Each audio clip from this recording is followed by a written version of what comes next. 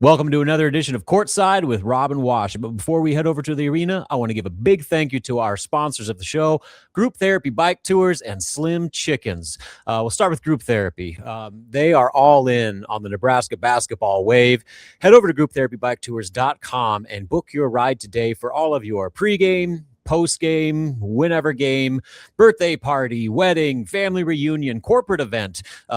They have a 15-person trolley ride, a 6-person mini bike for whatever event you want to celebrate. And like I said, it is full force in Nebraska. If you've gone to a Nebraska game, I'm sure you've seen the trolleys riding around the Haymarket and downtown Lincoln.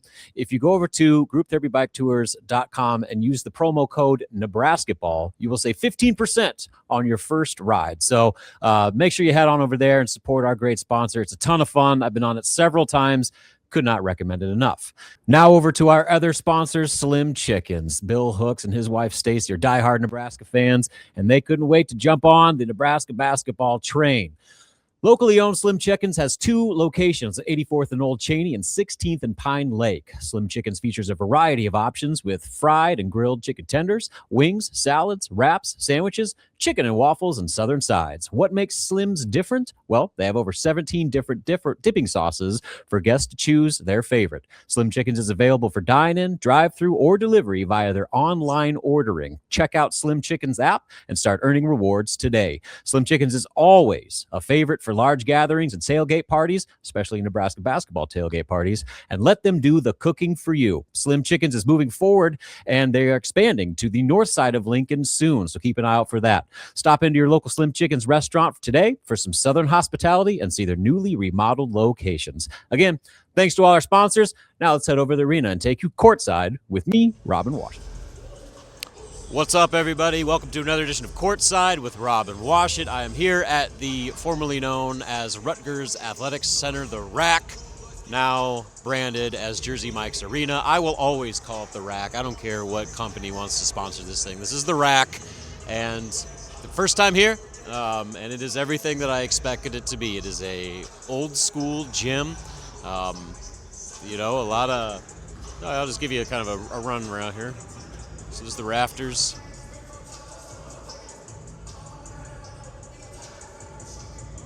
Scoreboard. This is Nebraska's bench right here. Rutgers bench over there. Scorer's table. The media section. You can see that red, for that first red section in the middle. We're right above there, mid-court. It's not bad, except there's some giant TV cameras blocking my view. So if I miss some stuff, that's why, but I'll do my best. Anyway, we're here, Piscataway, big one for Nebraska. Not in the sense that Rutgers presents a lot of on-paper challenges. They're a team that has struggled this year, especially offensively. A team that kind of doesn't jump out too much on paper. Their best player comes off the bench, Tariq Evans. There's 16 points a game. Leads them in about every statistical category. But from a starting lineup standpoint, there's really nothing that jumps off the page to you. For Nebraska, this is the opportunity to have a get-right game, and they need it. After 2 straight top 10 losses at Michigan and then against Illinois, it's hard to walk away from losses like that with your head hanging because you're playing 2 of the best teams in all college basketball and should have arguably had every chance to beat Michigan, and you just kind of got outplayed by a Illinois team that is as hot as any team in the country right now. So they have a chance now to go on the road, kind of regroup. A week off. It was about a 5-day break that they needed just to get healthy. The sickness that Rick Mass was dealing with. Sounds like he's full go. The sickness passed. He's feeling great. Braden Frager with his ankle, he's full go, feeling great coming off that ankle, and they need him and Rink to be at their best, even if Rutgers doesn't present a lot in terms of overall talent thing. This is a game where Nebraska needs to get back to being Nebraska, and that's kind of one of the points that I made in my pregame column. This is a game where if Nebraska plays like the team that it was for the first 2 months of the season, it should cover the 13-point spread, 12.5, 13, depending on where you look, fairly easily. But, if they don't, and the one way I could see Rutgers giving Nebraska problems is by copying the Illinois formula defensively, where they grab, they hold, they bully Nebraska on and off the ball. And if Nebraska isn't ready to match that fight, they could have some issues, because Illinois gave them a lot of problems where they couldn't function their offense. They took Price Sanford out of the game in the second half, and a lot of it, as Fred Hoiberg kind of complained about, they were grabbing him, holding him, and that freedom of movement was pretty restricted. So Nebraska's offense struggled to find the flow and rhythm that it needed to operate at its full potential. And you saw, when the threes weren't falling, they really struggled to score. So I would guarantee you, excuse me, Rutgers is going to look at that film, and they're going to try to do all the same things that Illinois did, just to fluster Nebraska and muck this game up as much as they can and turn this into kind of just a grinder of a game. And, that we'll see how Nebraska responds to that challenge. But, again, I think this is a matchup where you like a lot about how Nebraska stacks up. And if they get back to playing their game, I think that they win and win relatively comfortably. I picked them to cover the spread. Got a 15-point win. I think it was 80-65. So we'll see. A lot of that is just based on the assumption that Nebraska is going to get back on track and do the things that made them 20-0 before those two losses. And if they do that, they should be just fine. And they need just a confidence lift right now. They need things to go the way they're supposed to go, where you have just a comfortable victory, like a Northwestern type victory, where you do the things you need to do. You look good doing it. You feel good doing it.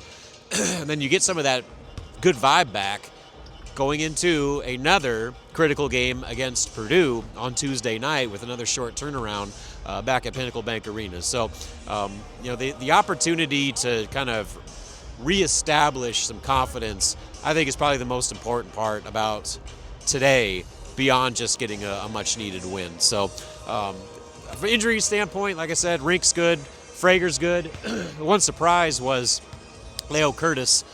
He is not here. He did not make the trip. He was ruled out. We don't have an official diagnosis on that, but from what I've heard, it might be a foot-ankle type deal. And so they probably didn't travel him for the same reason Braden Frager didn't go to Michigan. Sometimes flights can aggravate swelling and kind of set you back. So they will be down at least one piece of their front court, which, on it by itself isn't like a crushing blow to Nebraska, but you pair that with kind of the concerns right now with their depth in the post, because Jared Garcia was a no-show against Illinois, and he played 10 minutes against Michigan and didn't record a single stat. So you don't have Leo.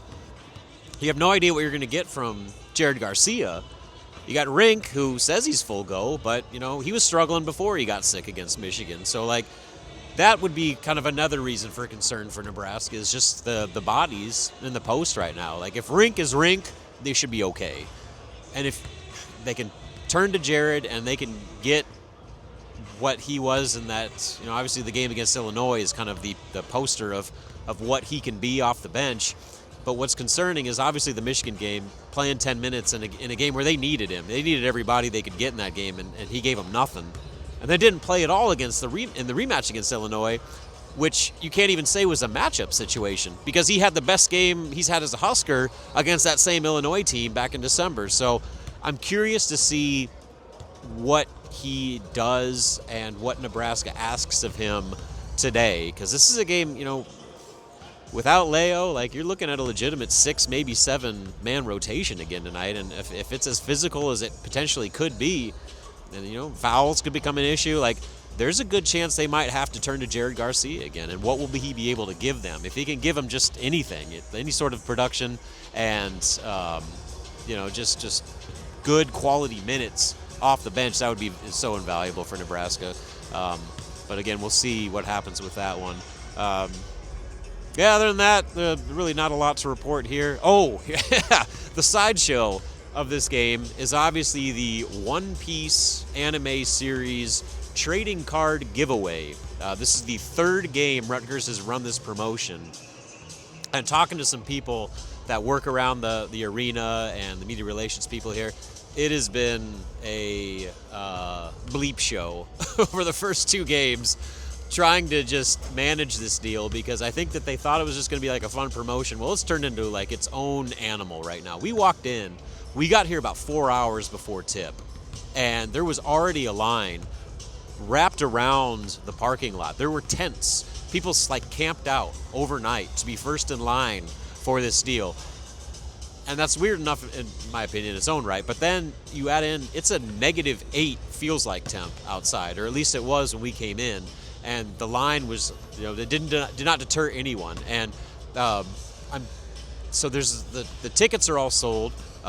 People got here hours before the game. The secondary market prices are, I think the cheapest ticket is like in the nosebleeds for $60-70. But what does that mean for the actual game? Obviously, people are here to get the card.